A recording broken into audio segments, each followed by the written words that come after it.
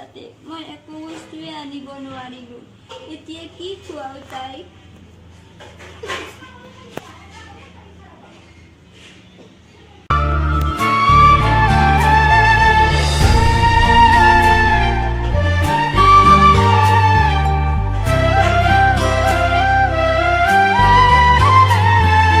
আজি নাটকখন হৈছে দুখীয়াৰ বেদনা এয়া মোৰ জীয়ৰী অভিনয় কৰিছে আৰু মই মা